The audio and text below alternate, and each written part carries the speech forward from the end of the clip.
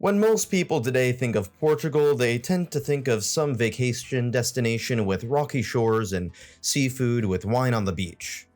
And while I'm totally in favor of getting drunk off of wine on the beach, that may lead some to overlook the fact that Portugal was once the world's first superpower. While it is true that many far more notable superpowers have existed throughout history, the Persians, the Romans, the Mongols, and later on modern ones like Britain, Russia, and the United States, Portugal really was the first state to be able to exert its power on a global stage, and for that reason alone, it's worth learning about. Now, Portugal is located at the very edge of the European continent, overlooking the Atlantic Ocean. Portugal was, in many ways, destined to explore the world's waves. Portugal, along with Spain, make up the Iberian Peninsula, the most western/southern portion of the continent, blessed with warm winds from the Gulf Stream and enough rain to provide verdant enough landscapes for farming, in sharp contrast to the arid landscapes of North Africa across the Mediterranean Sea. The Iberian Peninsula is also far to the west of Europe's blood-soaked crossroads of Central Europe, making this land relatively more stable than a lot of other nation-states, namely Germany and Poland historically. To the south lies the Strait of Gibraltar, a key strategic choke point controlling trade and naval routes from the Atlantic to the Mediterranean, and from the Mediterranean to the Black Sea via Turkish waters, as well as to the Red Sea, eventually through the Indian Ocean via the man-made Suez Canal. The most narrow portion of this again is the Strait of Gibraltar, which actually has a British territory of Gibraltar. Gibraltar is also one of the only places in Europe that has monkeys. The Straits of the Black Sea would be controlled by the Turks. These strategic choke points controlled by either Britain, Spain, the Turks, etc. would lead the Portuguese to look westward, outward into the Atlantic and beyond. Portugal in many ways is a nation defined more by waters than by land, and this dates back far before the Portuguese Empire. Much of the early history of this land is unknown, as pre-Indo-European peoples were eventually replaced by Celtic peoples, who at the time inhabited much of Western Europe. However, these people did not have a formal writing system. Today we think of the Celts as being peoples on the outer edges of the British Isles. Eventually, the Carthaginians, who were a trading outpost of the Phoenicians of what is now Lebanon, would set up trading colonies around the Iberian Peninsula. The Romans would seek copper and tin in these areas for bronze and use it alongside gold and silver for currency. The Carthaginians were again from Carthage, a major power located in what is now Tunisia, North Africa. Eventually, these two powers would clash, and would both play an essential role in essentially defeating various Celtic people groups. The Romans would eventually come out on top, which is why Portuguese is a Romance language based off of Roman Latin, like Spanish, French, and Italian. Perhaps they would have a Semitic language if the Carthaginians came out on top, or if the Celts stood their ground, perhaps Portuguese people would sound a lot more similar to Welsh.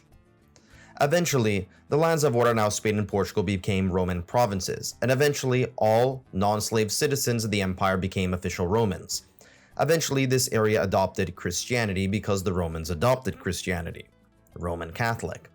Portugal and Spain would eventually become arguably the most important spreaders of the Christian faith on the planet, specifically Catholicism.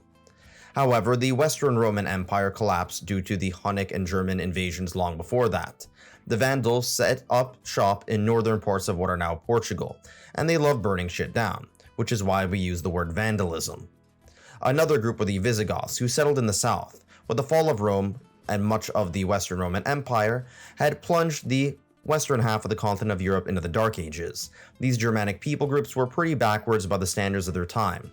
Eventually, a new people group would come onto the scene, this time bringing up a new religion called Islam. The Arabs had spread out, conquering much of what is now Arabia, North Africa, and eventually found their way into the Iberian Peninsula under the Umayyad Caliphate. At the time, the Muslims were more advanced than those of Western Europe in terms of institutions and science. Many Christians retreated into the north, Muslims continued to push northwards towards what is now France, but were pushed back by Charles the Hammer Martel, the grandfather of Charlemagne. The spread of Islam was halted but continued in Iberia. Eventually, the Berbers and Arabs from what is now Morocco would have a tremendous amount of influence on this peninsula, particularly in the south. The Christians again retreated into the north, but eventually pushed back during the Reconquista. The Reconquista was in many ways the one crusade that worked. Eventually, the various Christian Iberian people groups kicked out the remnants of Islam, as well as the Jews, resulting in a great deal of brain drain as Muslims and Jews were by and large more educated than their Christian counterparts at the time. At the time, Proto-Portugal was beginning to form as a sort of vassal state of the King of Leon. It also fell under the power of the small kingdom of Galicia in what is now northwestern Spain. The Galicians would eventually be consumed by Spain, however, Portugal would maintain its independence. The Castilians, the center of Spain, united with the Kingdom of Aragon, eventually becoming the foundation of what we now know as Spain, taking over the Galicians and even the Basques, who to this day are some of the last groups of pre-Indo-European language-speaking peoples. After kicking out the North Africans, Lisbon became the capital, and Portugal's borders were almost set in stone. Due in part to Portugal's alliance with England, the oldest lasting alliance in history that still exists to this day. These two nations would rule the waves together, and Spain would think twice about messing with Portugal. Eventually, Europe would exit the Dark Ages and seek out trade routes to favored lands of Asia. However, land routes were blocked by the Ottoman Turks, who predominantly were composed of Muslims who were not too fond of Catholics sailing around. Portugal became a maritime nation, looking towards the sea, not land. It set up colonies in the Azores Islands, along with Cape Verde far off the African coast under King Henry the Navigator. The Portuguese would explore the coast of West Africa, setting up trade posts along what is now Angola and eventually Mozambique in the south. They would eventually become colonies, and they would eventually take part of what is now Morocco.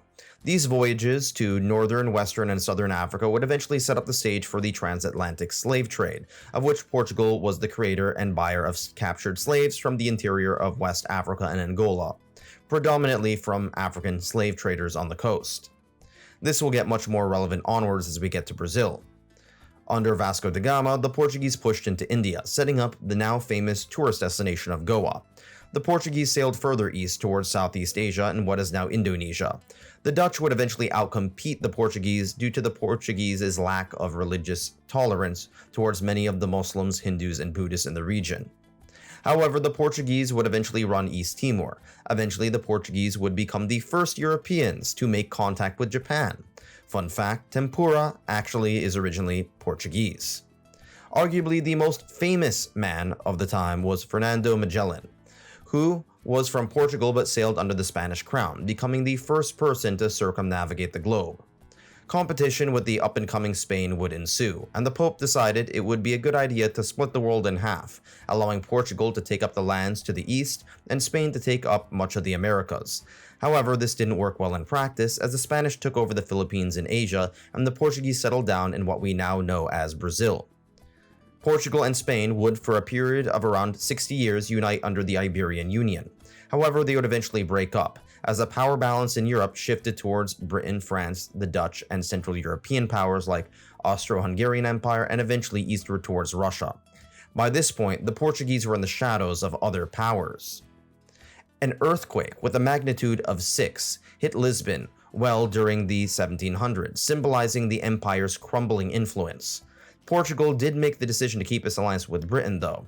After refusing to embargo Britain under Napoleon's orders, they were invaded by the French.